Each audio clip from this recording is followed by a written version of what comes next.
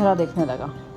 वो ठंडे फर्श पर उकड़ू बैठा था और गाहे बगाहे अपने नादीदा जन्नात से इशारेबाजी करने लगता था।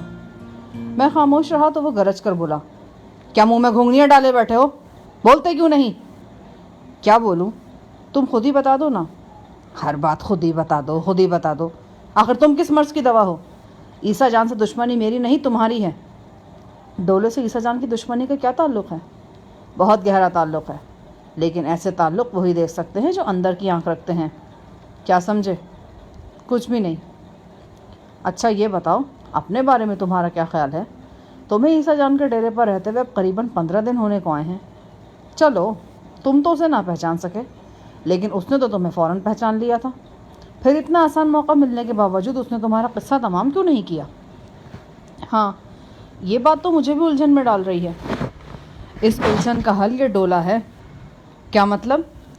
मेरा ख्याल है कि यह डोला तुम्हारे लिए बनाया गया है। बनवाने वाला ईसा जान है। वो तुम्हें इसमें बंद करेगा और तिगनी का नाच नचवाएगा। तिगनी का नाच देखा है कभी तुमने? पता नहीं साईं, तुम क्या कह रहे हो। मेरी बात को मजाक मत समझो, मैं बहुत संजीदा हूँ। तुम्हें इस डोले में बंद किया जाएगा और शायना शान तरीक़े से मारा जाएगा। तुम ईसा जान के घेरे में हो। वो किसी भी वक्त तुम्हारी जान ले सकता था। अगर तुम्हें ज़िंदा रखा गया तो उसकी वजह यही है कि ईसा जान को डोला मुकम्मल होने का इंतज़ार था। फिर वही डोला डोला, ये क्या रट लगा रखी है तुमने? मुझे डोले में बंद करके क्या करेगा ईसा जान? कबायली इलाक़ों में मुजरिमों को देने वाली सज़ा खंबाई के मुतालिक कुछ सुना है तुमने कभी? नहीं। साईं अली अपनी छोटी उंगली नाक में घुमाते हुए बोला, खंबाई की सज़ा का ताल्लुक़ शहद की मक्खियों से होता है। जिस औरत या मर्द को सज़ा देना मकसूद होती है, उसे लकड़ी के डड़बे में बंद कर दिया जाता है। इस डोले के चारों तरफ जाली लगी होती है ताकि लोग मुजरिम के तड़पने फड़कने का नज़ारा कर सकें। अगर मुजरिम मर्द हो तो खंबाई की सज़ा के लिए उसे बाज़ औक़ात उरियाँ भी कर दिया जाता है। मुजरिम को डोले में बंद करके डोले को किसी दरख्त के साथ मजबूती से बांध दिया जाता है। फिर उसमें शहद की मुश्तअल मक्खियाँ मौजूद होती हैं। वो बदकिस्मत शख्स पर हमलावर होती हैं और काट काट कर उसका हशर ख़राब कर देती हैं। मुजरिम की चीखो पुकार उस बहुत बड़े ढोल की आवाज़ में दब जाती है जो डोले के करीब ज़ोर ज़ोर से बजाया जाता है। मुजरिम बेहोश होकर गिर जाए तो पानी के छींटों से उसे होश दिलाया जाता है। अक्सर 2-3 दफ़ा ताज़ा दम मक्खियाँ डोले में दाखिल की जाती हैं, यहाँ तक कि मुजरिम तड़प तड़प कर ख़त्म हो जाता है। साईं अली का लहजा ड्रामाई था। मैं हैरत में डूबकर ये सारी बातें सुन रहा था। कभी जी चाहता था कि साईं की बातों को बकवास समझकर नज़रअंदाज कर दूं। कभी ये बातें हकीकत से करीब नज़र आती थीं और बदन में सनसनी की लहर जगाती थीं। दड़बे और सज़ा वाली बात पर तो मैं यकीन नहीं कर सकता था, लेकिन इतनी बात समझ ज़रूर आ रही थी कि ईसा जान का ताल्लुक़ सखा पहलवान की मौत से यकीनन था। यह भी मुमकिन था कि ईसा जान ने सखा को मारने के लिए बागपुर ही के किसी शख्स को बतौर आलाकार इस्तेमाल किया हो। ऐसे काम अंदर के आदमी बड़ी आसानी और खूबी से कर गुजरते हैं। रमज़ान अली की मिसाल भी दी जा सकती है। बेशक वो मरहूम सखा पहलवान का बड़ा भाई था, लेकिन ऐन मुमकिन था कि अंदरूनी तौर पर दोनों भाइयों में इख्तलाफात मौजूद हों। ईसा जान ने रमज़ान को शीशे में उतार लिया हो और रमज़ान ने ही वो चक्कर चलाया हो जिसके नतीजे में सखा की जान गई हो। शहद के फार्म से मक्खियाँ उमूमन न्यूलाइन टाइप बॉक्सेस में बंद होती हैं, लेकिन सखावत जिन मक्खियों का शिकार हुआ उनका छत्ता गोदाम की छत पर लगा हुआ था। सखावत को अपने हाथ से शहद निकालने का शौक़ था। ऐन मुमकिन था कि जब वो गोदाम में अपना शौक़ पूरा कर रहा हो, रमज़ान ने साजिश के तहत मक्खियों को मुश्तैल कर दिया हो। इस मकसद के लिए वो फायर कर सकता था या कोई और मौजू तरीक़ा इख्तियार कर सकता था। बहरहाल इस फार्म में आने का मुझे कोई ख़ास फ़ायदा नज़र नहीं आया, सिवाय इस बात के कि हमें सखा पहलवान की मौत का पता चल गया था। लेकिन मौत का पता चलने से क्या होता था? हम ईसा जान के ख़िलाफ़ केस तो दर्ज करा नहीं सकते थे। ऐसे ना जाने कितने खूनी केस वो अपनी जेब में लिए फिरता था। वो एक मफरूर डकैत था। उसके जराइम की फहरिस्त बहुत तवील थी। मेरे सीने में शोले ही शोले और धुआं ही धुआं था। नवाबजादी शाहीन का सफ़ाक कातिल मेरे सामने आ चुका था, लेकिन ताहाल मेरे हाथ उसकी गर्दन से दूर थे। ताहाल मेरे खंजर को उसके खून की प्यास थी। मेरे अंदर की बेचैनी हर लहजा बढ़ती चली जा रही थी। कोई आवाज़ बार बार मेरे कानों में कहती थी, शाहजहान, मैं कब तक इंसाफ का इंतज़ार करूँगी? मेरी जान और आबरू का कातिल कब तक ज़मीन पर दंदनाएगा?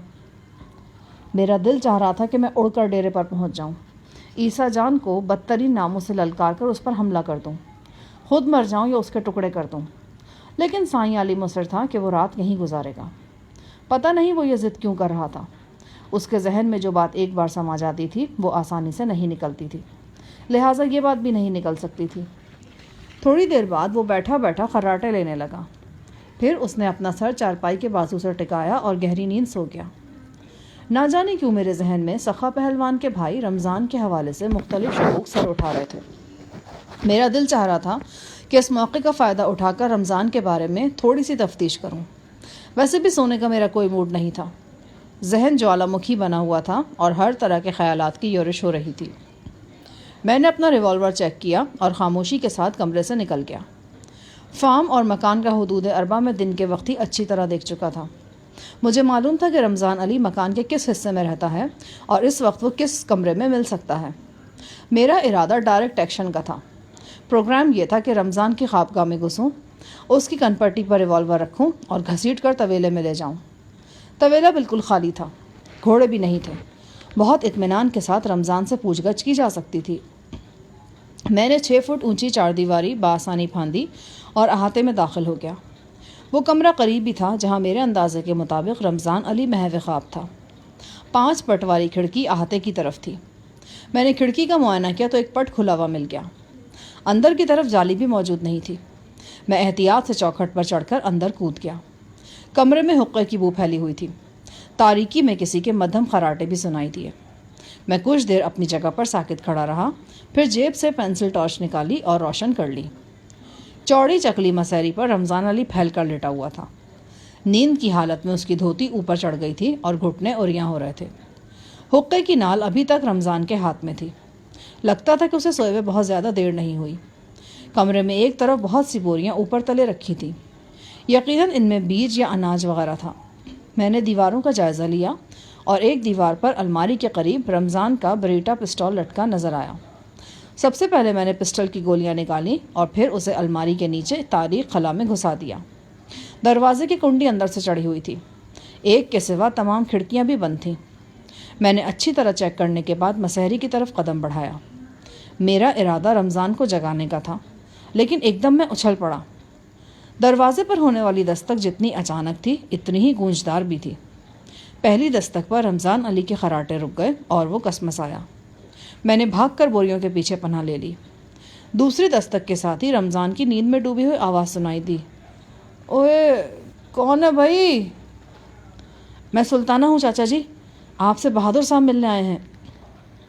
میں نے اندازہ لگایا کہ بہادر کا نام سنتے ہی رمضان کی نیند بھری آنکھیں پوری طرح کھل گئی ہیں۔ وہ جلدی سے اٹھ کر بیٹھ گیا۔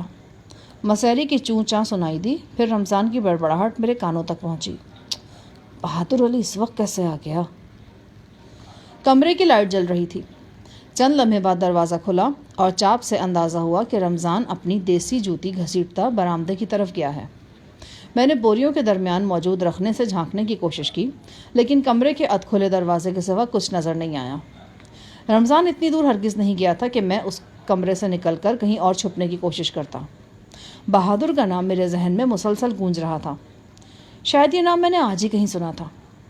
پھر مجھے ایک دم یاد آ گیا، یہ تو عیسیٰ جان کے سرخ و سفید پنجابی ساتھی کا نام تھا۔ سلائی اسکول کی انچارج راحت عرف آپی جی نے یہ نام بتایا تھا۔ میری رگوں میں لہو کی گردش تیز ہو گئی۔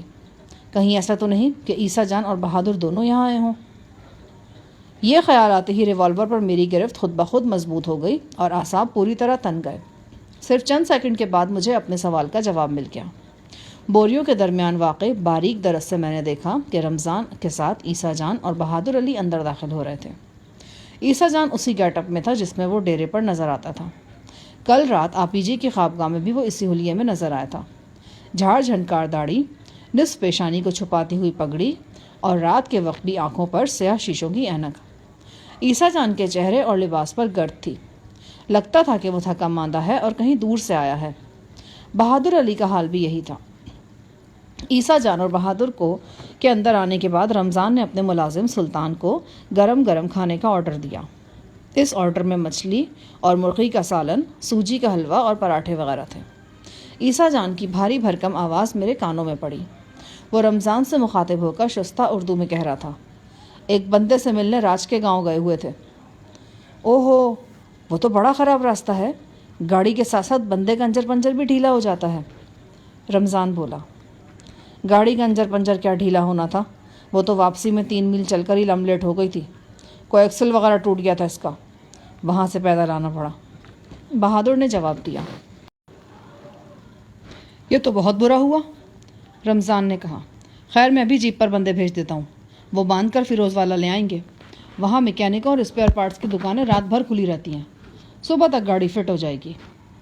بہادر نے عیسیٰ سے مخاطب ہو کر کہا، خان جی میرا خیال ہے نہا دھو کر تازہ ہو جائیں، اتنے میں کھانا بھی بن جائے گا۔ میں تو تازہ دمی ہوں، تم نے نہانا ہے تو نہا لو۔ بہادر نے عیسیٰ جان کو رمضان کی موجودگی میں قلندر جی کے بجائے خان جی کہہ کر مخاطب کیا تھا۔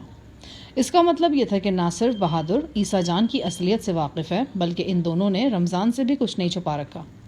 جیسا کہ مجھے بعد میں معلوم ہوا، بہادر علی اور رمضان آپس میں دوست تھے۔ بہادر علی کی مدد سے عیسیٰ جان نے رمضان سے رابطہ کیا تھا اور رمضان کو اپنا اعلی کار بنایا تھا۔ بہادر نہانے کے لیے کمرے سے باہر چلا گیا۔ رمضان عیسیٰ جان سے باتیں کرنے لگا۔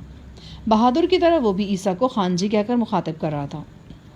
تھوڑی دیر بعد میرے کانوں میں گلاسوں کی کھن کھن گونجی اور پھر الکوہل کی بو کمرے میں پھیلتی ہوئی محسوس ہوئی۔ وہ دونوں انگور کی بیٹی سے جی بہلا رہے تھے، ساتھ ساتھ باتیں بھی کرتے جا رہے تھے۔ میں ان سے چند قدم کی دوری پر تھا، یوں لگتا تھا کہ زور سے سانس بھی لوں گا تو انہیں خبر ہو جائے گی۔ ڈولا مکمل ہو گیا؟ عیسیٰ جان کی آواز میری سماعت سے ٹکرائی اور میرا سر دھماکوں سے گونج اٹھا۔ اس کا مطلب تھا سائیں عالی نے جو قافیہ لگایا تھا وہ بالکل درست تھا۔ وہ عجیب وضع کا ڈولا کسی اور نے نہیں، عیسیٰ جان نے بنوایا تھا۔ حیرت کا یہ دھچکا بہت شدید تھا۔ میں اس دھچکے سے سنبھلنے کی کوشش کر رہا تھا اور ساتھ ساتھ عیسیٰ جان اور رمضان کی باتیں بھی سن رہا تھا۔ عیسیٰ جان کہہ رہا تھا، کل ہر صورت ڈولا ڈیرے پر پہنچ جانا چاہیے، اور دوسرا سامان بھی۔ میں اس موقع کو یادگار بنانے چاہتا ہوں۔ بندے کتنے خان جی؟ بندہ تو ایک ہی ہے۔ یعنی ایک بندے کے لیے آپ کے سارے انتظام کروا رہے ہیں؟ شوق کی کوئی قیمت نہیں ہوتی لالے۔ اس کے بعد کیا کریں گے اس ڈولے کا؟ تمہیں دے جاؤں گا، تم نے جس کارندے کا دماغ درست کرنا ہو اسے بند کر دیا کرنا۔ کسی کو قتل شتل کرنا ہو تو بھی اس سے اچھا طریقہ اور کیا ہو سکتا ہے؟ قتل کا قتل اور تماشے کا تماشا۔ خیال تو آپ کا ٹھیک ہے، لیکن کیا؟ کسی جانی دشمن کو اپنے سامنے تڑپتے پھڑکتے دیکھنے میں جو نشہ ہوتا ہے نا، وہ دنیا کی کسی شراب میں نہیں۔ اس نشے کی تو بات ہی کچھ اور ہے۔ زمین آسمان آنکھوں کے سامنے گھوم جاتے ہیں لالے۔ ہر چیخ کانوں میں رس گھولتی ہے، ہر فریاد سن کر سیر و خون بڑھتا ہے۔ جب دشمن روتا بلکتا ہے نا، اپنے ہی لہو میں ڈوب کر ناچتا ہے، زمین سے سر پٹکتا ہے، تو دل جھوم اٹھتا ہے اور دشمن کی آخری ہچکی تک جھومتا ہی چلا جاتا ہے۔ اب تجھے کیا بتاؤں، کیونکہ تو نے تو یہ سواد شاید چکھا ہی نہیں ہے۔ عیسیٰ جان بڑی صاف اردو بول رہا تھا۔ حیرت یہ تھی کہ پنجابی بولنے میں اس نے کافی مہارت حاصل کر لی تھی۔ یوں لگتا تھا کہ پچھلے کئی مہینوں سے وہ زباندانی پر خاص توجہ دیتا رہا ہے۔ لیکن خان جی، وہ بدبخت ہے کون جس نے آپ سے دشمنی مول لی؟ ہے ایک بدبخت۔ اگر تم نے اسے دیکھنا ہے اور اس کا تماشا بھی دیکھنا ہے تو کل ڈولے کے ساتھ ہی ڈیرے پر چلے آنا، رات کو زبردست جشن منائیں گے۔ ایک بار پھر گلاسوں کی کھن کھن گونجی۔ عیسیٰ جان کی مخمور آواز سنائی دی، لالے کوئی چھوکری موکری بھی یہاں ہے کہ نہیں؟ میرا مطلب ہے کوئی رکھیل شکیل، کوئی نوجوان نوکرانی، یا پھر چھوکریاں تو بہت ہیں لیکن اس وقت بہرحال آپ کا حکم ٹالا بھی تو نہیں جا سکتا۔ میں ابھی سلطانے کو بھیجتا ہوں۔ ایک مزارہ ہے فدا حسن، نئی شادی ہوئی ہے، کل ہی بیوی کو سلام کرانے لایا تھا۔ میں تھا نہیں یہاں، اب اس سے کہتا ہوں کہ ابھی آ کر سلام کرا جائے۔ رمضان قہقہا مار کر ہنس دیا۔ شاید اس کا خیال تھا کہ عیسیٰ جان بھی قہقہے میں ساتھ دے گا، لیکن عیسیٰ چپ رہا۔ 1.5 سال گزرنے کے باوجود میں نے اس کی ہنسی نہیں سنی تھی۔ رمضان کیسے سن سکتا تھا؟ میں عیسیٰ اور رمضان کی گفتگو سن رہا تھا، لیکن دماغ میں طوفان برپا تھے۔ کیا واقعی عیسیٰ جان جس جانی دشمن کی باتیں کر رہا ہے وہ میں ہی تھا؟ کیا واقعی سائیں علی کا قافیہ درست ثابت ہو رہا تھا؟ میں نے غور کیا تو میرے دل نے گواہی دی، یہ سارا تانا بانا میرے گرد ہی بنا جا رہا تھا۔ یہ میں ہی تھا جسے دردناک موت دینے کے لیے عیسیٰ چپکے تیاری کر رہا تھا۔ میں اس کی درندگی اور اذیت پسندی سے بخوبی آگاہ تھا۔ میں جانتا تھا اپنے دشمن کو تڑپا ترسا کر مارنا عیسیٰ جان کو کتنا محبوب ہے۔ وہ جو کچھ کر رہا تھا یقیناً اپنی فطرت کے مطابق کر رہا تھا۔ مارنے کو تو وہ مجھے اس دن بھی مار سکتا تھا جس دن میں صفیہ، سمن اور ریحان کے ساتھ ڈیرے پر وارد ہوا تھا، لیکن مجھے آنن فانن موت دینے سے اس کی درندگی کی تسکین نہیں ہونی تھی۔ اس تسکین کے لیے اس نے میرے اعزاز میں قبائلی طرز کا ایک خصوصی پروگرام ترتیب دیا تھا اور کل مجھے اس پروگرام میں شرکت فرمانا تھی۔ عیسیٰ جان کا مقامی دوست بہادر علی نہا دھو کر کمرے میں واپس آ گیا تھا۔ وہ پانی کے ٹھنڈا ہونے کی شکایت کر رہا تھا۔ رمضان نے جواب دیا، برا جی، ابھی آپ کو گرم گرم کھانا کھلا کر گرم گرم بستر دیتے ہیں تو ساری سردی دور ہو جائے گی۔ بہادر علی معنی خیز لہجے میں بولا، مجھے تو گرم بستر کی زیادہ ضرورت نہیں ہے، لیکن تمہیں تو پتہ ہی ہے خان جی گرم بستر کے بغیر رات نہیں گزار سکتے۔ دونوں قہقہہ لگا کر ہنس دیے۔ پھر رمضان کی آواز آئی۔ وہ عیسیٰ جان سے مخاطب ہو کر بولا، خان جی ایک بات سمجھ میں نہیں آئی، آپ نے بتایا تھا کہ وہ بندہ خود بخود آپ کے ڈیرے پر آ گیا تھا اور وہ آپ کو سلیے میں پہچانتا بھی نہیں ہے۔ شاہ جہان کی بات کر رہے ہو؟ آہو جی۔ اپنا نام سن کر میری دھڑکنیں مزید تیز ہو گئیں۔ عیسیٰ جان بولا، او یہ بڑا مزیدار چکر چلا ہے۔ کوئی 3 ہفتے پہلے کی بات ہے، میرے ڈیرے پر ایک ملنگ صورت شخص رات گزارنے کے لیے آیا۔ اس کے ساتھ بڑی خوبصورت چھوکری بھی تھی۔ وہ ہندو تھی اور ملنگ صورت شخص اسے سروج کے نام سے پکارتا تھا۔ ملنگ کی باتوں سے مجھے اندازہ ہوا کہ وہ واقعی زبردست شے ہے۔ بندے کو باتوں باتوں میں اپنا موتی بنا لینا اس کے بائیں ہاتھ کا کھیل تھا۔ میں ان پیروں فقیروں کو زیادہ منہ نہیں لگاتا، لیکن وہ ملنگ بالکل اور طرح کا شخص ہے۔ اس کی باتوں سے پتہ چلا کہ وہ بے ٹھکانہ ہے اور اس کے ساتھ جوان لڑکی بھی ہے۔ میں نے اسے دعوت دی کہ وہ میرے ہی ڈیرے پر رہے۔ اس نے دعوت قبول کر لی۔ وہ ہر وقت ہوا میں ہاتھ نچا نچا کر باتیں کرتا رہتا تھا۔ اس کی ہندو چیلی کا کہنا تھا کہ سائیں جی جنات سے باتیں کرتے ہیں۔ ایک رات سائیں کو جانے بیٹھے بٹھائے کیا ہو گیا کہ اس نے مجھے بلایا اور کہنے لگا کہ میں فوراً سڑک پر پہنچوں۔ وہاں سے ایک سفید جیپ گزرنے والی ہے۔ جیپ پر 2 آدمی اور ایک نوعمر لڑکی سوار ہیں۔ ان کے ساتھ ایک بیمار عورت بھی ہے۔ میں انہیں روکوں اور ڈیرے پر لے آؤں۔ حیرتناک طور پر سائیں کا کہا ہوا درست ثابت ہوا۔ سفید جیپ وہاں سے گزری۔ اس پر بیمار عورت کے علاوہ 3 بندے سوار تھے، جن میں ایک لڑکی بھی تھی۔ ایک بندے کو دیکھ کر میری آنکھیں کھلی رہ گئیں۔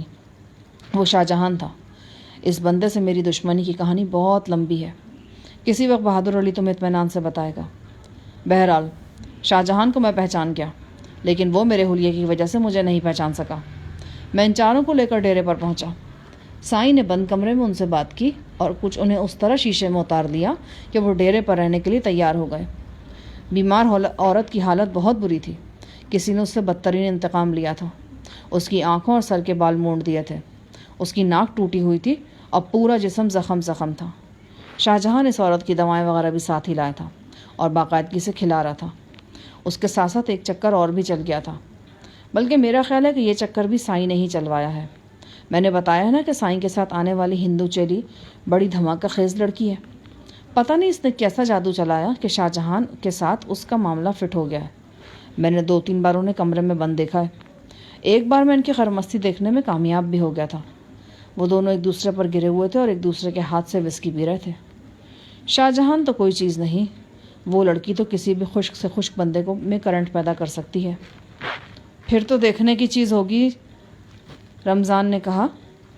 عیسیٰ جان نے اس مرتبہ رمضان کا ہنسنے میں ساتھ نہیں دیا اور اسے جلد ہی چپ ہونا پڑا۔ عیسیٰ جان بات جاری رکھتے ہوئے بولا، 12-13 روز پہلے ایک واقعہ اور ہوا۔ شاہ جہان رات کے وقت ڈیرے سے باہر گیا اور ایک زخمی شخص کو لے آیا۔ اس کے کولے میں گولی لگی تھی اور بہت سا خون نکل گیا تھا۔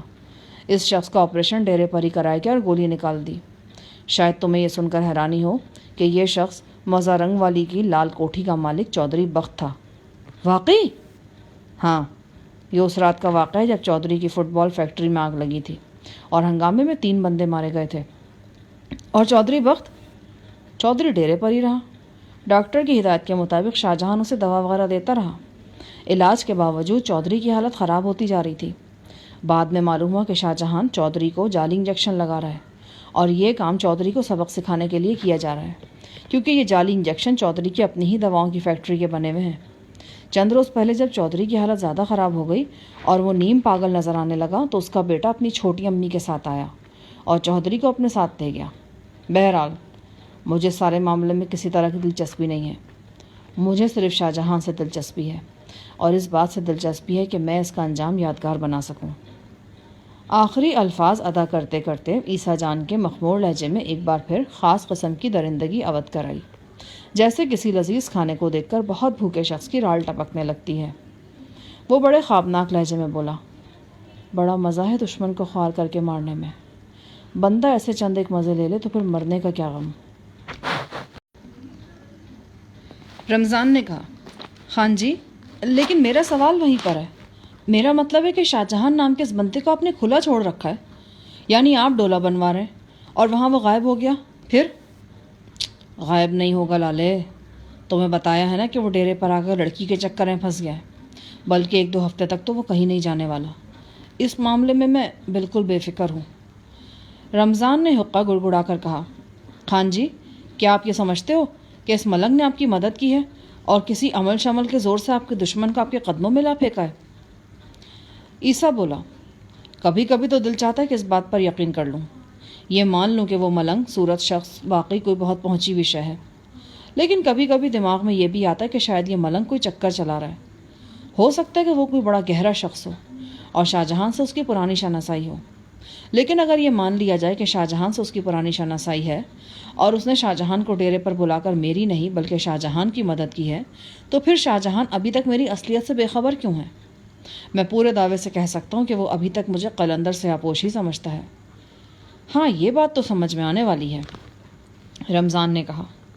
بہادر علی بولا، یار اب تجھے خان جی کی ہر بات سمجھ میں آنی چاہیے.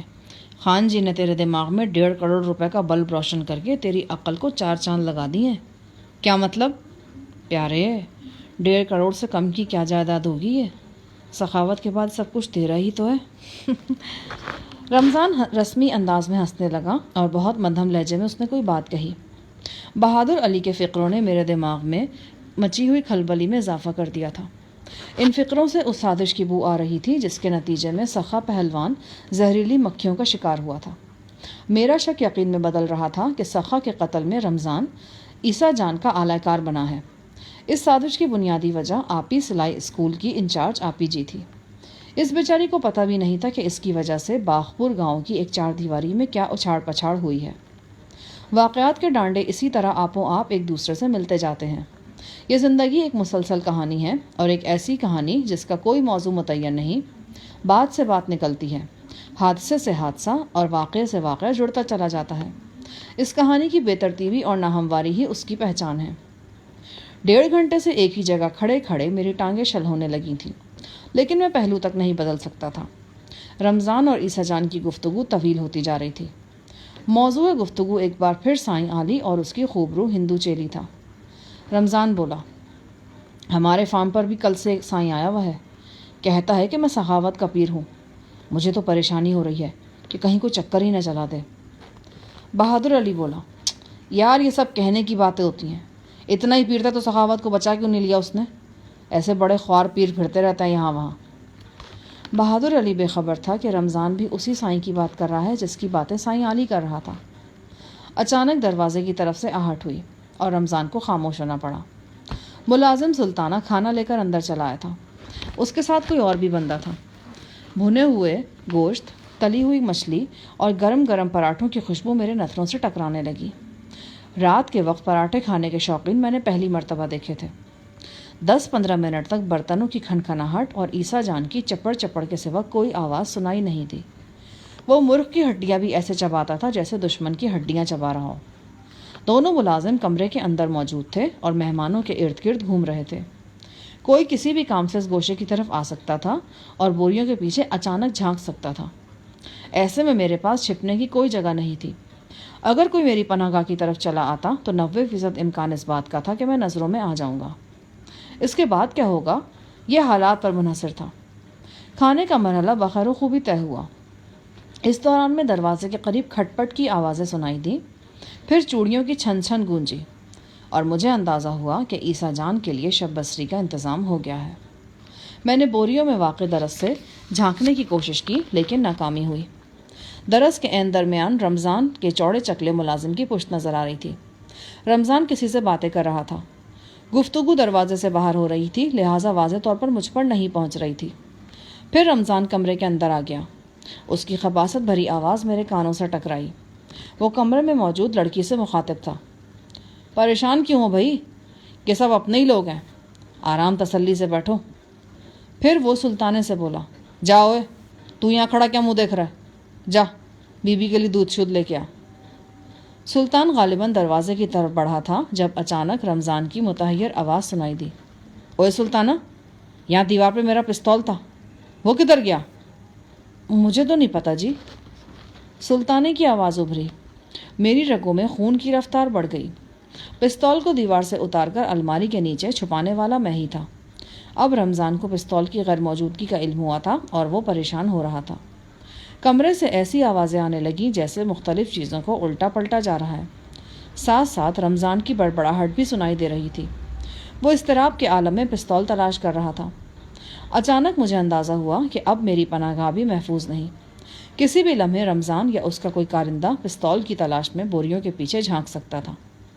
اپنے ریوالور پر میری گرفت مضبوط ہو گئی۔ رمضان کی سٹپٹائی ہوئی آواز سنائی دی، آخر گیا کہاں؟ شام کے بعد میں نے خود یہاں لٹکایا تھا، میں تو کمرے سے باہر بھی نہیں گیا۔ پھر بھاری قدموں کی آواز بوریوں کی طرف آئی۔ اگلے ہی لمحے میرا بدترین اندیشہ درست ثابت ہو گیا۔ رمضان نے بوریوں کے پیچھے جھانکا۔ جو ہی اس کی نگاہ میری نگاہ سے ٹکرائی، اس کے چہرے پر زلزلے کے آثار نمودار ہوئے۔ اس سے پہلے کہ وہ چیختا یا کوئی اور رد عمل ظاہر کرتا، میں نے اپنی جگہ سے حرکت کی اور لپک کر اس کی طرف ہو گیا۔ وہ اضطراری طور پر گھوما، جیسے مڑ کر بھاگنے کی کوشش کر رہا۔ اس کی گردن میرے بازو کے شکنجے میں آ گئی اور اس کے حلق سے گھوٹی گھوٹی چیخ نکل گئی۔ جو ہی میں بوریوں کے پیچھے سے برآمد ہوا، عیسیٰ جان یوں اچھل کر کھڑا ہو گیا جیسے کسی زبردست اسپرنگ نے اسے اچھال دیا ہو۔ اس کا ہاتھ اپنے لبادے کے نیچے تھا۔ وہ کوئی ہتھیار نکالنے کی کوشش کر رہا تھا۔ میں نے ریوالور کا ٹریگر دبا دیا۔ عیسیٰ پھرتی سے جھکا اور فائر بیکار گیا۔ اگلے ہی لمحے چھوٹی نال کی خطرناک جرمن رائفل اس کے ہاتھ میں تھی۔ مجھے کچھ اور تو سوجا نہیں۔ میں نے چوڑے چکلے رمضان کو ڈھال کے طور پر استعمال کیا اور رمضان سمیت عیسیٰ جان پر جا پڑا۔ عیسیٰ جان کی رائفل سے سنگل شاٹ فائر ہوا تھا اور گولی رمضان کی ٹانگ میں کہیں پیوست ہو گئی تھی۔ عیسیٰ جان رمضان کے نیچے دب گیا تھا، لیکن 1 سیکنڈ میں ہی وہ اس بوجھ تلے سے نکل آیا۔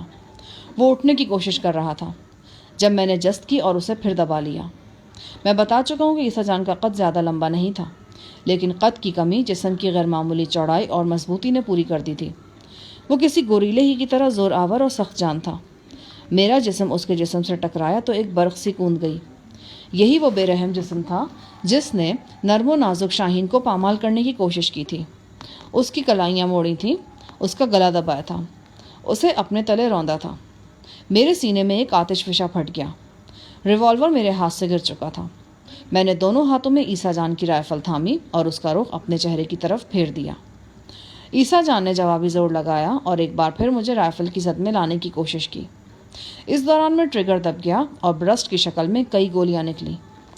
مجھے کچھ ہوش نہیں تھا کہ پگھلے ہوئے سیسے نے کس کی طرف پرواز کی ہے۔ بس اتنا معلوم تھا کہ یہ سیسا میرے جسم میں نہیں اترا۔ میں نے زور لگا کر رائفل عیسیٰ جان کے سر سے بلند کر دی۔ اب اس کے چہرے اور میرے چہرے کے درمیان کوئی رکاوٹ نہیں تھی۔ میں نے سر کی 2 انتہائی شدید ضربات عیسیٰ کے چہرے پر رسید کی۔ پلک جھپکتے میں اس کے منہ سے خون نکلا۔ یہ بڑی شدید ٹکریں تھیں۔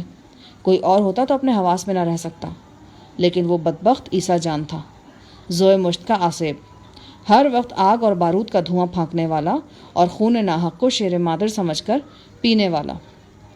رمضان کے ملازم سلطانے نے ایک لاٹھی سے مجھ پر وار کیا۔ میں نے یہ وار جھک کر بچایا۔ گھومتی ہوئی لاٹھی رمضان کے حقے کا صفایا کر گئی۔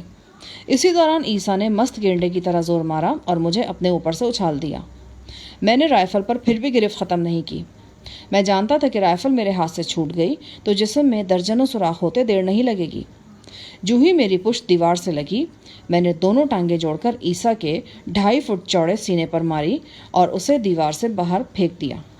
مجھے ایک زبردست کامیابی ملی تھی، اور وہ یہ کہ جرمن ساختہ خود کا رائفل میرے ہاتھ میں رہ گئی تھی۔ ظاہر ہے کہ عیسیٰ جان نے بھی اپنے خالی ہاتھ دیکھ لیے تھے۔ دروازے سے باہر گرتے ہی وہ اسپرنگ کی طرح اچھلا اور تاریکی میں اوجھل ہو گیا۔ میں نے اس کے پیچھے لپکنا چاہا، لیکن 2 گولیاں دروازے سے داخل ہوئیں اور سنسناتی ہوئی میرے قریب سے گزر گئیں۔ جیسا کہ بعد میں معلوم ہوا کہ یہ فائرنگ عیسیٰ کے سرخ و سفید پنجابی ساتھی بہادر علی نے کی تھی۔ وہ عیسیٰ سے پہلے ہی کمرے سے باہر نکل چکا تھا۔ اس کی چلائی ہوئی گولیوں میں سے ایک میز پر رکھے خالی برتنوں میں لگی تھی اور اسٹیل کا ایک جگ دیوار سے ٹکرا کر لٹو کی طرح گھومنے لگا تھا۔ میں جلدی سے دیوار کے ساتھ لگ گیا۔ اب اگر دروازے کی طرف سے فائر ہوتا بھی تو مجھے کوئی نقصان نہیں پہنچ سکتا تھا۔ اچانک مجھے اپنے قدموں میں پڑی سرخ رنگ کی گٹھری سی نظر آئی جس میں سے سرخ خون بہہ کر فرش پر پھیل رہا تھا۔ میں بری طرح چونک گیا۔ یہ ایک غریب صورت لڑکی کی لاش تھی۔ کم از کم 3 گولیاں اس کے سینے اور گردن سے پار ہو چکی تھیں۔ میرے لیے یہ جاننا مشکل نہیں تھا کہ یہ وہی بدقسمت نوبہتہ ہے جسے اس کا غریب اور لاچار شوہر سلام کرانے کے بہانے چھوڑ گیا ہے۔ کیسی کیسی مجبوریاں ہوتی ہیں روزگار کی، اور یہ مجبوریاں انسان کے ضمیر کو کس کس انداز سے مردہ کرتی ہیں۔ یہ وہ شوہر تھا جو کسی کی بیٹی کو عزت آبرو والی زندگی دینے کے وعدے پر اپنے ساتھ لایا تھا، اور اب صرف 4-5 روز بعد اپنی مجبوریوں کے سامنے گھٹنے ٹیک رہا تھا۔ میری نگاہ ان ہاتھوں پر پڑی جن پر ابھی سہاگ کی مہندی نمایاں تھی۔ میں نے جھک کر لڑکی کی آنکھیں دیکھی، اس کی نبض ٹٹولی۔ وہ زندگی کی بازی ہار چکی تھی۔ اپنے سستے لباس، سستے زیور اور سستے میک اپ کی طرح اس کی زندگی بھی بڑی سستی ثابت ہوئی تھی، بے وجہ ختم ہو گئی تھی۔ لڑکی کو ختم کرنے والا یقیناً وہی برسٹ تھا جو میرے ساتھ زور آزمائی کے دوران عیسیٰ کی رائفل سے نکلا تھا۔ دروازے کی طرف سے 3-4 فائر مزید ہوئے اور مجھے اوندھے منہ خون آلود فرش پر گرنا پڑا۔ ان فائر سے مجھے کوئی نقصان تو نہیں پہنچا۔ ہاں، ایک فائدہ ہو گیا۔ کمرے کی اکلوتی ٹیوب لائٹ چکنا چور ہو گئی تھی اور کمرہ گہری تاریکی میں ڈوب گیا۔ میں یہ بات اچھی طرح سمجھ رہا تھا کہ اگر کمرے میں گھسا رہا تو یہ کمرہ میرے لیے چوہے دان بن جائے گا۔ میں نے 5 پٹ والی کھڑکی کی طرف توجہ دی، ایک پٹ کھول کر ارد گرد کا جائزہ لیا اور پھر باہر کود گیا۔ میرا رخ فارم کی طرف تھا۔ میں سائیں علی تک پہنچنا چاہتا تھا۔ فارم اور رہائشی حصے کے درمیان قریباً 100 گز کا فاصلہ تھا۔ ابھی میں بکریوں والے احاطے کے قریب ہی پہنچا تھا کہ میرے قدموں میں چنگاریاں سی چھوٹ گئیں۔ اس کے ساتھ خوفناک تڑتڑ سے فضا گونج اٹھی تھی۔ بھاگتے بھاگتے میں نے بے اختیار چھلانگ لگائی اور احاطے کی 4 فٹ اونچی باڑ پار کر کے بکریوں کے درمیان گرا۔ خوابدیدہ بکریاں اور ان کے خوابدیدہ میمنے میمیاتے ہوئے ادھر ادھر بھاگے۔ میرے نتنوں میں پیشاب، مینگنیوں اور باسی چارے کی ملی جلی بو گھسی۔ یہی وقت تھا جب میں نے ایک بار پھر عیسیٰ جان کو دیکھا۔ اس کی ایک جھلک ایک نو تعمیر شدہ دیوار کی اوٹ سے نظر آئی تھی۔ اس کے ہاتھ میں موٹی نال کی رائفل بھی تھی۔ میں نے زمین پر لیٹے لیٹے عیسیٰ جان پر فائرنگ کی۔ اس کا سر جلدی سے دیوار کی اوٹ میں ہو گیا۔ جوابی طور پر عیسیٰ جان نے جو برسٹ مارا اس نے میرے ارد گرد موجود کئی بکریوں کے چیتھڑے اڑا دیے۔ میں ایک لمحے میں پہچان گیا، یہ سب مشین گن کا برسٹ تھا۔ سب مشین گن کو مشین پسٹل اور مشین کاربین بھی کہا جاتا ہے۔ عرصہ دراز سے اسے ایک نہایت مؤثر اور تباہ کن ہتھیار سمجھا جاتا ہے۔ گن کے بیرل کے ارد گرد سوراخ دار کھول ہوتا ہے اور میگزین ایک چھوٹے سے ڈرم کی شکل میں ہوتا ہے، لیکن جو گن عیسیٰ جان کے ہاتھ میں نظر آئی وہ یورپین اسٹائل تھی اور اس کا میگزین چوڑی پٹی کی شکل میں تھا۔ میں نے خوف کے عالم میں دیکھا۔ میرے عین سامنے ایک بکری کا بھیجا اڑا ہوا تھا۔ ایک دوسری بکری کی گردن کا آدھا حصہ غائب ہو گیا تھا اور وہ ایک مردہ میمنے کے قریب پڑی تڑپ رہی تھی۔ میں رکوع کے انداز میں جھک گیا اور ہراساں جانوروں کے درمیان راستہ بناتا ہوا مکھیوں کے فارم کی طرف بھاگا۔ سائیں علی یہیں ایک کمرے میں موجود تھا۔ میں نے بمشکل 8-10 قدم ہی طے کیے تھے کہ سب مشین گن کا ایک اور برسٹ آیا۔ 9 mm کی گولیوں نے میرے ارد گرد چنگاریاں چھوڑیں اور کئی بے زبان جانور لقمہ اجل بنے۔ میں نے ایک میمنے کو کئی فٹ اونچا اچھل کر گھاس کے ڈھیر پر گرتے دیکھا۔ وہ معصوم آوازیں جو کچھ دیر پہلے تک مجھے پرندوں کی چہچہاہٹ کی طرح خوبصورت لگی تھیں اب موت کی چیخیں بن گئی تھیں۔ پھر یوں لگا جیسے ایک دم عیسیٰ جان ہوش و حواس کھو بیٹھا ہے۔ وہ بے دریغ فائرنگ کرنے لگا۔ اس نے نیا میگزین چڑھا لیا تھا۔ 8-10 سیکنڈ کے اندر اس نے کم از کم 30 راؤنڈ فائر کیے اور کئی جانوروں کو ڈھیر کر دیا۔ میں مختلف چیزوں کی آڑ لے کر بھاگتا ہوا فارم ہاؤس کے آخری سرے پر پہنچ گیا تھا۔ یہاں سے باڑ پار کر کے میں اس مکان میں داخل ہو سکتا تھا جہاں سائیں علی کو محو خواب چھوڑ کر آیا تھا، لیکن اس سے پہلے کہ میں باڑ پھلانگتا اس طرف سے بھی فائر ہونے لگا۔ میں دوڑ کر اس نیچی چھت والے کوٹھے میں چلا گیا جو احاطے کے اندر ہی واقع تھا۔ یہ تاریک کوٹھا اندر سے خالی تھا۔ ایک دروازے اور ایک چھوٹی سی کھڑکی کے سوا اس میں آنے اور جانے کا کوئی راستہ نہیں تھا۔ کھڑکی اور دروازہ آمنے سامنے تھے۔ اس کا مطلب تھا کہ میں بوقت ضرورت دونوں طرف سے فائر کر سکتا ہوں۔ میں نے چھوٹی نالی کی جرمن رائفل کو دھیان سے دیکھا۔ وہ پوری طرح لوڈڈ تھی۔ میگزین میں اب بھی کم و بیش 15 راؤنڈز موجود تھے۔ میں احتیاط سے فائر کرتا تو کافی دیر گزار سکتا تھا۔ اس کے علاوہ میرے اندازے کے مطابق اس میں میرے ریوالور کی گولیاں بھی استعمال ہو سکتی تھیں اور ریوالور کی 3 درجن گولیاں میرے پاس تھیں۔ صورتحال اچانک ہی گمبھیر ہو گئی تھی۔ رمضان کے کارندے عیسیٰ جان کے ساتھ مل کر مجھے گھیرنے کی کوشش کر رہے تھے۔ ان کے پاس آتشی ہتھیار تھے اور ان کی تعداد بھی کم نہیں تھی۔ اس فارم کے محل و وقوع اور نشیب و فراز کو جتنی اچھی طرح وہ جانتے تھے میں نہیں جانتا تھا۔ سایالی کا خیال نہ ہوتا تو میں تاریکی کا فائدہ اٹھا کر فارم سے نکل بھاگنے کی کوشش کرتا، لیکن سائیں کو اس مصیبت میں چھوڑ کر جانا میرے لیے ممکن نہیں تھا۔ چند لمحے بعد کھڑکی کی طرف آہٹ سنائی دی، پھر عیسیٰ جان کی للکارتی ہوئی آواز میرے کانوں میں پڑی، شاہ جہاں، تم گھیرے میں آ چکے ہو، خاموشی سے ہاتھ اٹھا کر باہر نکل آؤ ورنہ اندر ہی بھون ڈالیں گے تمہیں۔ اس کے ساتھ ہی زبردست گھن گرج کے ساتھ ایک برسٹ آیا اور لکڑی کی وزنی کھڑکی کا ایک حصہ ٹوٹ کر کمرے میں گر گیا۔ میں نے کھڑکی کے سوراخ میں جھانکا اور اندازہ لگانے کی کوشش کی کہ عیسیٰ جان کہاں ہیں، لیکن بالکل ناکامی ہوئی۔ وہ ایک خطرناک حریف تھا اور یہاں موجود لوگوں میں سب سے زیادہ خطرہ مجھے اسی کی طرف سے تھا۔ وہ میرے بالکل قریب موجود تھا لیکن نظر نہیں آ رہا تھا۔ میں جانتا تھا کہ جو سب مشین گن اس کے پاس ہے اس میں 20 گولیوں والا باکس میگزین چلتا ہے۔ نئے میگزین میں سے اس نے ابھی صرف 5-6 راؤنڈز ہی فائر کیے تھے۔ میں اگر عیسیٰ کی فائرنگ پر توجہ دیتا تو یہ جان سکتا تھا کہ اس کا میگزین کب خالی ہوتا ہے۔ عیسیٰ جان کو تاؤ دلانے کے لیے میں نے وہی زبان استعمال کی جو میرے لیے وہ کر رہا تھا۔ میں نے اسے چند گالیاں دی اور اندازے سے ایک برسٹ اس کی جانب مارا۔ حسب توقع جواب میں فوراً ایک برسٹ آیا۔ کھڑکی کے ارد گرد چنگاریاں سی چھوٹ گئیں۔ عیسیٰ جان کی گن نے میگزین میں سے 4-5 گولیاں مزید کم کر دیں۔ اس کے علاوہ مجھے اس مقام کا اندازہ بھی ہو گیا جہاں عیسیٰ نے پوزیشن لے رکھی تھی۔ وہ مجھ سے بمشکل 15 گز کی دوری پر ایک ٹرالی کے پیچھے موجود تھا۔ جو فائر وہ کر رہا تھا وہ 100 میٹر کے دائرے میں تباہی پھیلا دیتی ہے۔ یہاں تو فاصلہ نہ ہونے کے برابر تھا۔ عیسیٰ جان کی چلائی ہوئی گولیوں نے کمرے کی دیواروں کو لرزا کر رکھ دیا تھا اور جو گولی بھی کھڑکی میں لگی پار ہو گئی۔ میں اپنا اور عیسیٰ کا فاصلہ نظروں میں تولنے لگا اور یہ اندازہ لگانے کی کوشش کرنے لگا کہ کیا عیسیٰ جان کے میگزین بدلنے کے دوران میں بھاگ کر اس تک پہنچ سکتا ہوں۔ یہ کرکٹ کے کھیل میں وکٹوں کے درمیان بھاگنے جیسی صورتحال تھی۔ بیٹسمین کو اپنا ذہن تیزی سے استعمال کرنا ہوتا ہے اور یہ بھانپنا ہوتا ہے کہ وہ گیند واپس پہنچنے سے پہلے رن بنا سکتا ہے یا نہیں۔ لیکن وہ کھیل ہوتا ہے، یہ جنگ تھی۔ اس میں رن آؤٹ ہونے کا مطلب موت تھا۔ 9 mm کی گولیاں جو جسم سے آر پار ہو سکتی تھیں۔ تھوڑی دیر بعد عیسیٰ جان نے ایک اور برسٹ مارا۔ اس برسٹ کے ساتھ بہت سی ناگفتنی گالیاں بھی وہ شامل تھیں۔ مجھے سامنے دیکھ کر وہ غصے سے پاگل ہو چکا تھا۔ وہ اپنے مقتول بھائی کا نام لے رہا تھا اور مجھے بتا رہا تھا کہ وہ آج اس کی قبر ٹھنڈی کر کے رہے گا۔ اسے بس وہ قبر یاد رہی تھی۔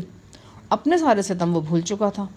زوئے مشت کا قتل عام، قیدی پولیس اہلکاروں کے سروں پر فائرنگ سے شیشیاں توڑنے کا کھیل، نوابزادی شاہین کی المناک موت، اسے کچھ بھی یاد نہیں رہا تھا۔ شاید ہر ظالم کا حافظہ اس حوالے سے ایسا ہی کمزور ہوتا ہے۔ اگلے 2 منٹ کے اندر مجھ پر کم از کم 15 راؤنڈ فائر ہوئے۔ ان میں سے کچھ راؤنڈ تو دائیں جانب سے بہادر علی اور رمضان کے کسی کارندے نے فائر کیے تھے۔ باقی کے راؤنڈ ایک برسٹ کی شکل میں عیسیٰ جان نے چلائے تھے۔ اس آخری برسٹ کے بعد 100% یقینی بات تھی کہ عیسیٰ جان کی گن کا میگزین خالی ہو چکا ہے۔ یہ فیصلہ کن لمحے تھے، ایک ساتھ قیمتی تھی۔ میں عیسیٰ جان کی پوزیشن کا ٹھیک اندازہ لگا چکا تھا۔ میں نے کھڑکی کے پٹ پوری طرح کھولے اور عیسیٰ پر چارج کرنے کے لیے قدم بڑھایا، لیکن اچانک مجھے ٹھٹک کر رک جانا پڑا۔ بکریوں کے باڑے کے عین سامنے بلب کی روشنی موجود تھی۔ اس روشنی میں مجھے بہادر علی کی سفید کرونا کار نظر آئی۔ وہ ابھی مین گیٹ سے اندر داخل ہوئی تھی۔ کار کو دیکھ کر میرے ذہن نے تیزی سے کام کیا اور میں نے عیسیٰ جان پر جھپٹنے کا ارادہ ترک کر دیا، بالکل جیسے بیٹسمین آخری موقع پر کریز چھوڑنے کا ارادہ ترک کر دے۔ رمضان نے بتایا تھا کہ بہادر علی کی خراب کرونا کو فیروز والا کی طرف لے جایا جائے گا اور وہاں سے باغپور لایا جائے گا۔ میں اس راستے سے اچھی طرح واقف تھا۔ اگر کار اسی راستے سے یہاں تک پہنچی تھی تو پھر ایک زبردست امکان موجود تھا، اور وہ امکان یہ تھا کہ کار اس پیٹرول پمپ کے سامنے سے گزری ہے جہاں ایس پی برکت اور اس کی سفید پوش عملہ کئی دن سے گھات لگائے بیٹھا ہے۔ اور ان لوگوں نے کار کو دیکھ لیا ہے۔ اگر انہوں نے کار کو دیکھ لیا تھا تو اس کا مطلب یہ تھا کہ یہ وسیع فارم اور رہائشی مکان پولیس کے زبردست گھیرے میں آنے والا ہے، یعنی صورتحال پلٹا کھانے والی ہے اور مجھے گھیرنے والے خود گھر جانے والے ہیں۔ بہرطور فی الحال یقینی طور پر کچھ نہیں کہا جا سکتا تھا۔ کار توقع سے بہت پہلے وہاں پہنچ گئی تھی۔ سوچا جا سکتا تھا کہ وہ فیروز والا کی طرف گئی ہی نہ ہو، لیکن یہ بھی ہو سکتا تھا کہ فیروز والا پہنچ کر اس کا نقص معمولی ثابت ہوا ہو اور وہ فوراً باغپور کی طرف روانہ ہو گئی ہو۔ سفید کار کے پیچھے ہی پیچھے وہ جیپ بھی اندر آ چکی تھی جو رمضان نے کار کو کھینچ لانے کے لیے بھیجی تھی۔ جو ہی گاڑیاں رکی تھیں، رمضان کے کارندے بلند آواز میں بولنے لگے۔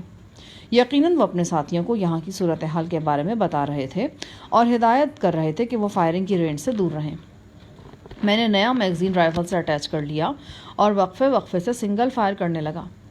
تازہ صورتحال کے پیش نظر یہ ضروری تھا کہ میں زیادہ سے زیادہ وقت حاصل کروں۔ اگر واقعی پولیس نے سفید کرونا کار کو ٹریس کر لیا تھا تو اس بات کے امکانات روشن تھے کہ تھوڑی ہی دیر میں اس فارم پر زبردست چھاپا پڑ جائے گا۔ قریباً 15-20 منٹ فارم میں ہونے والی آنکھ مچولی جاری رہی۔ پھر جو کچھ ہوا وہ میری توقع کے عین مطابق تھا۔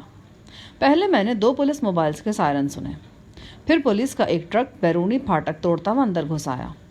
نیم پختہ راستے پر دندنانے کے بعد یہ ٹرک باڑے کے عین سامنے آ رکا۔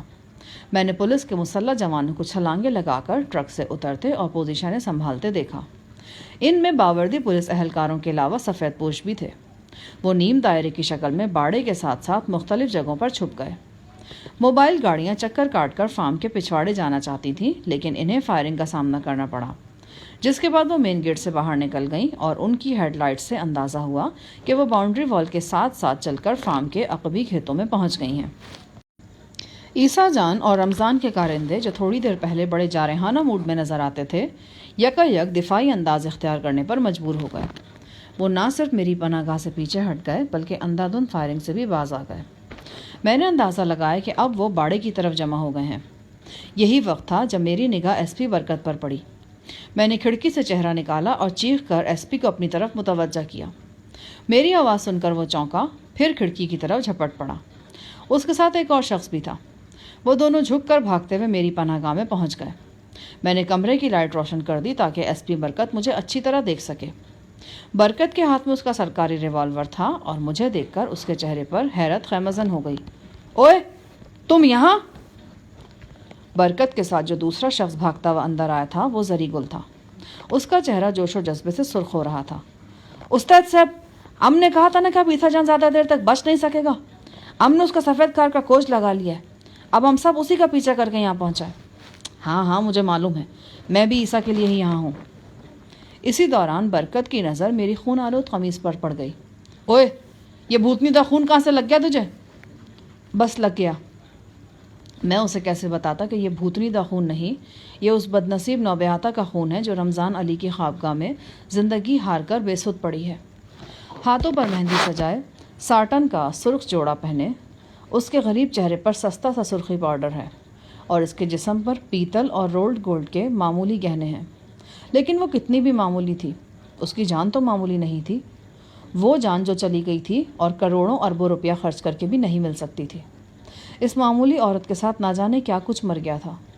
سہاگ موسم کی رنگینی راتیں مر گئی تھیں، بچھڑنے اور ملنے کی ادائیں مر گئی تھیں، ننھے منھے بچے مر گئے تھے، بچوں کی مسکراہٹیں مر گئی تھیں، ایک بھرے پورے آنگن کی رونقیں مر گئی تھیں، اور یہ سب کچھ عیسیٰ جان کے ایک برسٹ سے ہوا تھا۔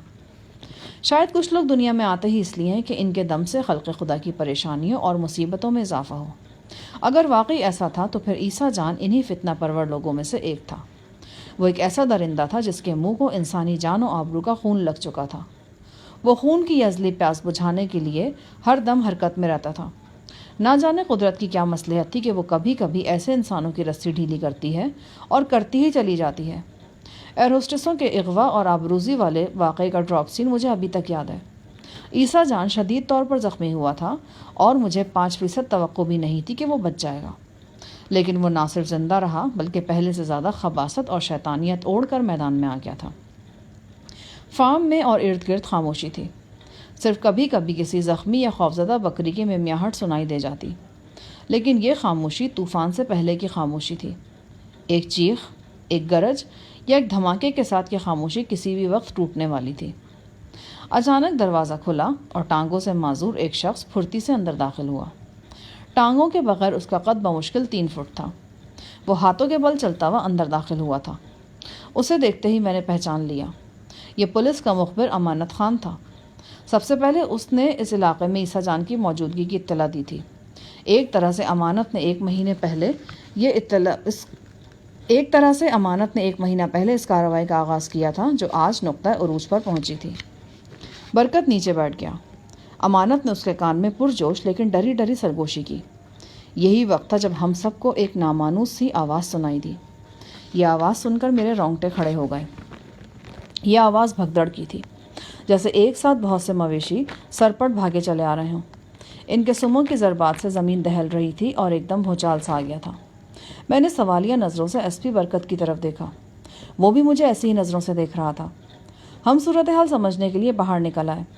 تاریکی کی وجہ سے کچھ دکھائی نہیں دے رہا تھا، لیکن آواز حیران کن تیزی سے قریب آ رہی تھی۔ اس کے ساتھ شور شرابے اور زمین کے ارتعاش میں بھی اضافہ ہو گیا۔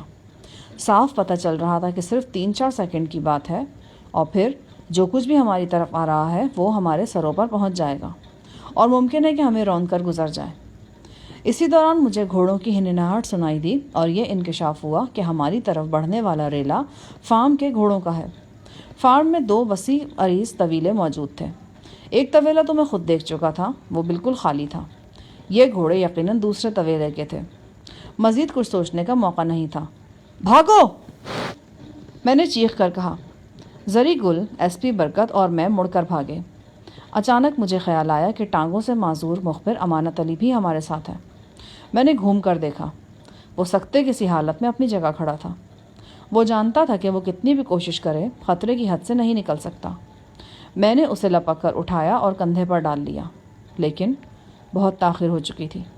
ابھی میں تاریکی میں 8-10 قدم ہی بھاگا تھا کہ سرپٹ بھاگتے ہوئے گھوڑے ہمارے سروں پر پہنچ گئے۔ میں نے مڑ کر دیکھا۔ وہ 20 گھوڑے تھے اور یہ وہ تھے جو مجھے دکھائی دے رہے تھے۔ جو دکھائی نہیں دے رہے تھے ان کی تعداد نہ جانے کتنی تھی۔ انہیں سرپٹ بھگانے کے لیے ان کے عقب میں فائرنگ کی گئی تھی اور اکا دکا فائر اب بھی ہو رہے تھے۔ مجھے ایک گھوڑے کا دھکا لگا اور میں امانت علی سمیت لڑکتا ہوا کئی گز دور جا گرا۔ یہ موت کا دھکا تھا۔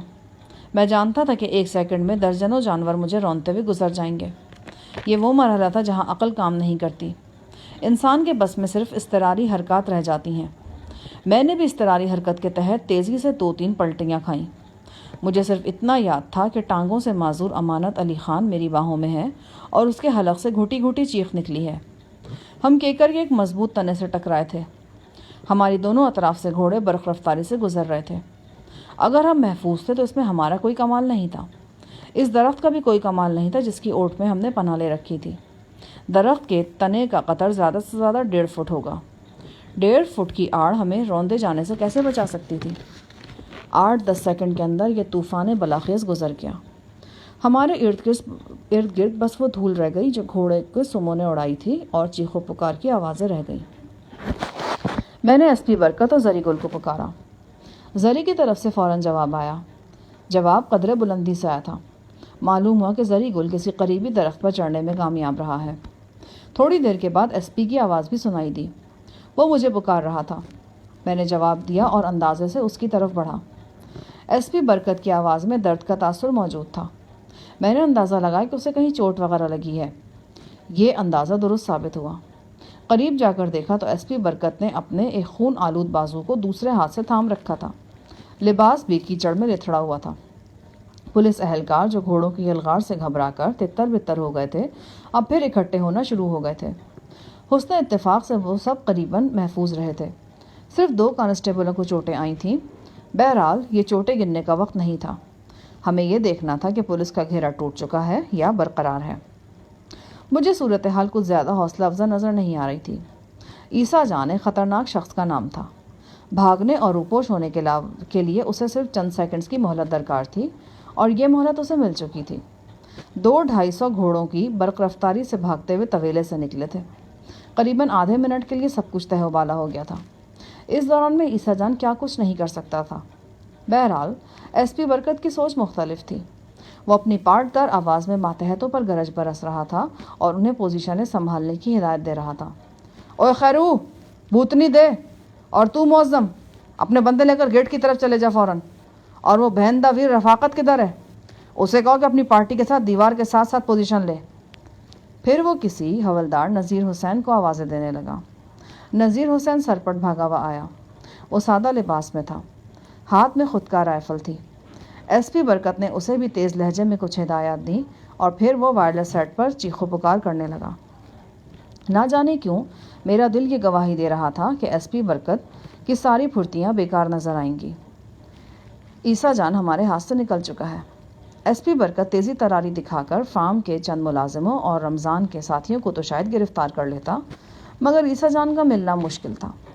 طویلے سے طوفان کی طرح برآمد ہونے والے گھوڑے اب پورے فارم میں چکراتے پھر رہے تھے۔ ہر طرف ان کی لمبی باریک آوازیں گونج رہی تھیں۔ ان میں سے کچھ فارم سے نکل کر تاریکی میں گم ہو چکے تھے۔ یقیناً صبح رمضان کے کارندوں کو یہ گھوڑے اکٹھے کرنے کے لیے زبردست بھاگ دوڑ کرنا تھی۔ میں دوڑتا ہوا باڑے کی طرف آیا۔ درختوں کی اوٹ میں کھڑے پولیس اہلکار ایک بار پھر اکا دکا فائر کرنے لگے تھے۔ ایک سب انسپکٹر میگا فون تھامے ایک جیپ کی اوٹ میں موجود تھا اور وہ بلند آواز میں وہ مشہور و معروف فقرے بول رہا تھا جو پولیس والے اکثر ایسے موقعوں پر بولا کرتے ہیں، یعنی تم چاروں طرف سے گھر چکے ہو، بھاگنے کی کوشش فضول ہے، بہتر ہے کہ خود کو پولیس کو حوالے کر دو، وغیرہ وغیرہ۔ ایک کار درختوں کی اوٹ میں کھڑی تھی، ڈرائیور بھی پاس ہی موجود تھا۔ یہ وہی کار تھی جو پیٹرول پمپ پر عیسیٰ جان کے تعاقب کے لیے موجود رہتی تھی۔ ڈرائیور ایک ہیڈ کانسٹیبل تھا اور مجھے پہچانتا تھا۔ میں دروازہ کھول کر کار میں بیٹھا تو ہیڈ کانسٹیبل نے فوراً ڈرائیونگ سیٹ سنبھال لی۔ کہاں چلنا ہے صاحب؟ فارم سے نکلو۔ اس نے میری ہدایت پر فوراً عمل کیا۔ کار فراٹے بھرتی ہوئی فارم کے مین گیٹ سے نکل گئی۔ فارم سے باہر چار سو اندھیرا تھا۔ قصبے کی آبادی گہری تاریکی میں ڈوبی ہوئی تھی۔ یقیناً لوگ گھروں میں دبک گئے تھے اور جاگتے ہوئے بھی خود کو خوابدیدہ ظاہر کر رہے تھے۔